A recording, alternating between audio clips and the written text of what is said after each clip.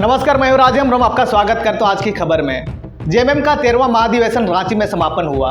हेमंत सोरेन बने झारखंड मुक्ति मोर्चा के अध्यक्ष और दिसम गुरु शिबू सोरेन को जेएमएम का संस्थापक संरक्षक बनाया गया है। झारखंड मुक्ति मोर्चा का 13वां 2 दिवसीय महाधिवेशन के दौरान मंगलवार को पार्टी सुप्रीमो शिबू सोरेन को जेएमएम का संस्थापक संरक्षक बनाया गया।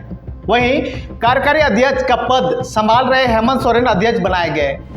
सोमवार को खेलगांव में शुरू इस कार्यक्रम महाधिवेशन की शुरुआत केंद्रीय अध्यक्ष शिबू सोरेन ने की। महाधिवेशन में पार्टी के संविधान में बड़ा बदलाव किया गया है। अब कार्यकारी अध्यक्ष का पद खत्म कर दिया गया है। स्वागत भाषण देते हुए सीएम हेमंत सोरेन ने कहा कि झामुमो आंदोलन से उपजी हुई पार्टी है। झारखंड को बिहार से अलग करने के लिए जेएमएम का गठन किया गया था। गुरुजी शिबू सोरेन के नेतृत्व में जब आंदोलन की रूपरेखा तैयार हो रही थी, तब झारखंड के विभिन्न इलाकों से लोग आंदोलन को समर्थन देने आते थे। गुरुजी के साथ कई लोगों ने अपना सब कुछ बलिदान किया। त्याग और समर्पण के माध्यम से झारखंड को एक अलग राज्य के रूप में पहचान मिली, पर सत्ता जिनके हाथों में रही, उनका आदिवासियों और मूल निवासियों से कोई संबंध नहीं था। उन्होंने सिर्फ झारखंड को लूटा। राज अलग करने का संघर्ष था, अब सत्ता की संघर्ष है। इस राज को संवारने सजाने का संघर्ष। ये झारखंड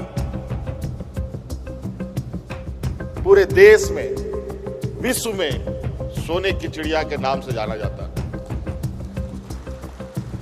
लेकिन बड़ा दुर्भाग्य की बात है, यहां के लोग इतने सीधे सरल स्वभाव इस राज्य के लोगों का रहा है कि आए दिन कोई ना कोई किसी रूप में इस राज्य में आता रहा और यहां के लोगों को छलता रहा, ठगता रहा और उनके हक अधिकार को मारता रहा।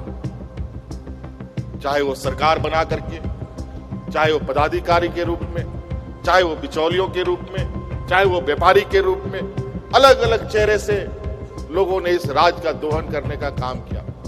शिबू सोरेन खराब स्वास्थ्य के बावजूद कार्यक्रम में पहुंचे। जेएमएम के 13वें केंद्रीय महाधिवेशन के दौरान अपने स्वागत भाषण में कार्यकारी अध्यक्ष हेमंत सोरेन ने कहा कि झारखंड के लिए अनगिनत लोग शहीद हुए हैं। कई अनगिनत शहादत के बाद मिला है यह राज्य। आज हम उन सभी को नमन करते हैं। एक झारखंड प्रदेश भी है और ये आज हम गर्व के साथ कहते हैं कि अगर झारखंड मुक्ति मोर्चा का जन्म हुआ तभी ये झारखंड राज्य अलग हुआ और आज झारखंड राज्य के अलग का पूरा श्रेय आदरणीय दिसम गुरु शिबू सोरेन जी को जाता है।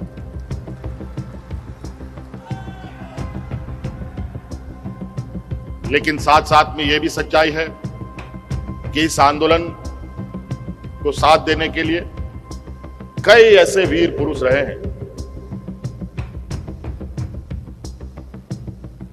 जो आदरणीय दिसम गुरु शिबू सोरेन जी के साथ कदम से कदम मिलाते हुए इस राज्य के आदिवासी मूलवासियों के लिए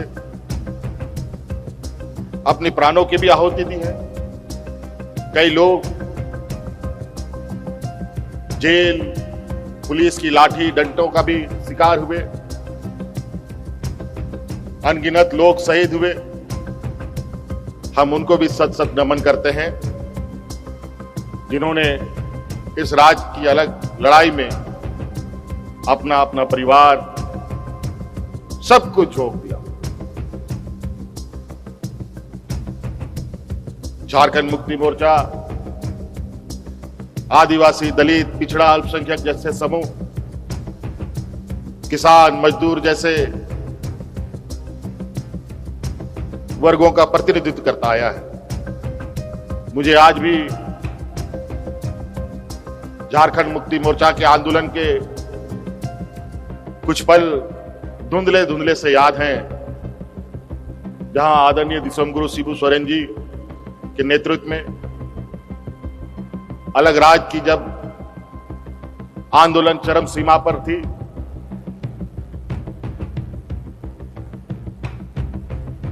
उस समय इस राज्य में लोग चींटियों के तरह इनके साथ इकट्ठा होकर चलते थे। सीएम हेमंत सोरेन ने कहा कि जेएमएम किसानों, दलितों, पिछड़ों की प्रतिनिधित्व करता रहा है। उन्होंने कहा कि झारखंड आंदोलन की बातें मुझे आज भी याद है। जेएमएम अध्यक्ष शिबू सोरेन, उपाध्यक्ष और मुख्यमंत्री की मां रूपी सोरेन खराब स्वास्थ्य के बावजूद कार्यक्रम में पहुंचे। हेमंत सोरेन ने संबोधन करते हुए कहा कि आज आदरणीय दिसोम गुरु शिबू सोरेन जी की अध्यक्षता में रांची में आयोजित झारखंड मुक्ति मोर्चा के 13वें महाधिवेशन कार्यक्रम में शामिल जेएमएम परिवार के सभी कर्मठ कार्यकर्ताओं और जुझारू सिपाहियों को हार्दिक बधाई, शुभकामनाएं और जोहार। बता दें कि अधिवेशन के दौरान वरिष्ठ विधायक स्टेफन मरांडी ने पार्टी का 16 राजनीतिक प्रस्ताव पढ़ा, जिसे पास कर दिया गया। प्रस्ताव में वक्फ संशोधन बिल का विरोध जताया गया, जातिगत जनगणना करने का प्रस्ताव रखा गया, ओबीसी के लिए 27% आरक्षण, 1932 आधारित स्तरीय नीति और परिसीमन का विरोध समेत कई प्रस्ताव शामिल था। महाधिवेशन में गांडेय विधानसभा के विधायक कल्पना सोरेन, विधायक बसंत सोरेन, मंत्री हाफिजुल हसन समेत पार्टी के कई पदाधिकारी शामिल हुए। मुख्यमंत्री हेमंत सोरेन ने कहा कि झारखंडियों की रक्षा उद्देश्य 6 माह में 30 योजनाएं धरातल पर उतारी गई। महाधिवेशन में मुख्यमंत्री हेमंत सोरेन ने यह भी कहा कि उन्हें सत्ता का कोई मोह नहीं है, झारखंड और झारखंडियों की रक्षा करना उद्देश्य है। राज्य सरकार ने 6 महीने में कम से कम 30 योजनाओं को धरातल पर उतारा है। उन्होंने विपक्ष पर निशाना साधते हुए कहा कि जेपीएससी परीक्षा में 75% एसटी, एससी, ओबीसी और स्थानीय छात्रों का उत्तीर्ण होना विपक्ष को चुभ रहा है, क्योंकि पहले यह आंकड़ा बाहरी छात्रों का हुआ करता था। हेमंत सोरेन ने कहा कि कार्यकर्ता सिपाहियों की मेहनत की बदौलत हमने विश्व की सबसे बड़ी पार्टी बोलने वाले दल को हराया है। राज्य में सबसे बड़ी पार्टी बनने का आशीर्वाद हमें मिला है। सभी साथी भी महसूस कर रहे होंगे कि आज हमारे महाधिवेशन में पूर्व से बेहतर भव्यता है। इसी प्रकार हमें राज्य के लोगों के लिए भी दिन रात काम कर रहे उनके जीवन स्तर में सुधार लाना है। झारखंड न कभी डरा न कभी झुका। हेमंत ने कहा कि झारखंड ही नहीं, पूरे देश दुनिया के लोग दिसम गुरुजी को आदर सम्मान की नजरों से देखते हैं। गुरुजी के नेतृत्व और असंख्य क्रांतिकारियों के संघर्ष और बलिदान के बाद हमें झारखंड अलग राज्य मिला। उन्होंने झारखंड मुक्ति मोर्चा को जो विशाल पेड़ लगाया है और जिस पेड़ की जड़ें झारखंड के घर घर में फैली हुई है, उसे सींचने का काम हमें करना है। हमारे अगुआ नेताओं के संघर्ष को सम्मान देने का काम हमें करना है। तो ये थी आज की अपडेट। इसके बारे में आपकी क्या राय है, कमेंट सेक्शन में जरूर बताएं और ये वीडियो को अधिक से अधिक लोगों तक शेयर करें और अगर चैनल पर नए तो चैनल को सब्सक्राइब जरूर करें। इसी के साथ जय हिंद, जय जोहार। राज्य को एक कृषि प्रधान देश भी कहा जाता है। इस देश में किसान के बगैर इस देश की परिकल्पना नहीं की जा सकती थी, लेकिन आज किसान इतने मजबूर और इतने बेहाल स्थिति में है। पूरे देश के किसान आज हतोत्साहित हैं।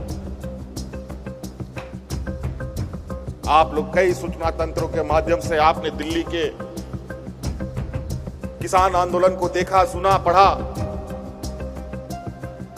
ऐसा संघर्ष भारत देश के इतिहास में कभी किसी समूह ने एक साथ इतना लंबा संघर्ष एक सांस में किया हो।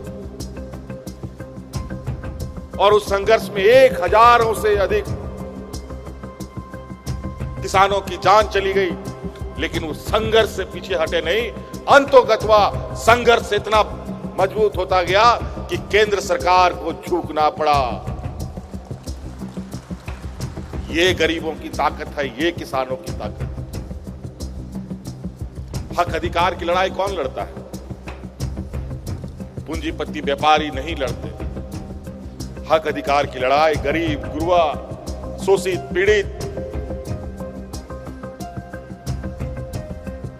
कमजोर लोग लड़ते हैं। आज के दिन में भी